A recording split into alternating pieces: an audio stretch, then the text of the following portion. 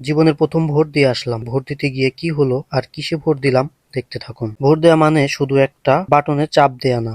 এটা আমাদের দায়িত্ব। তাই আমি আমার ভোট দিতে যাচ্ছি। দলে দলে ছুটছে মানুষ নিজ নিজ ভোট কেন্দ্রের দিকে। আমিও তার ব্যতিক্রম না। গাড়ির সামনে আসতেই একদল মানুষ নিজ অর্থায়নে আমাদেরকে গাড়িতে উঠিয়ে দিলেন। তার বিনিময়ে ভোটও চাইলেন তার নিজ প্রার্থীর জন্য। এখন দেখতে পাচ্ছেন এটাও একটি ভোট কেন্দ্র। কিন্তু আমাদের ভোট কেন্দ্রটা একটু উপজেলার ভিতরে। আমাদের মোটামুটি যেতে 5-6 মিনিট সময় লাগবে। এখানে ভালোই মানুষজন এসেছে, লাইনও লেগেছে।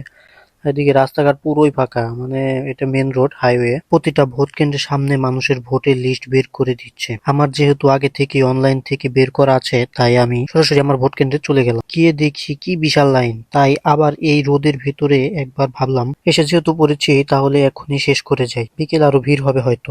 পাক্কা 30-40 মিনিট রোদে দাঁড়িয়ে থেকে ন্যায় ও ইনসাফের পক্ষে ভোট দিয়ে আসলাম। ভোট দিয়ে শেষ করে এখনই বাড়ির দিকে ছুটলাম। আশা করি সুষ্ঠু নির্বাচন হোক আর জনগণ যাকে চায় তারা সরকারে আসুক। আর আপনারা আমার সাথে একমত হলে আমার চ্যানেলটা সাবস্ক্রাইব করতে ভুলবেন না। সবার সুস্থতা কামনা করে আজকের মতো ভিডিও এখানে শেষ করছি।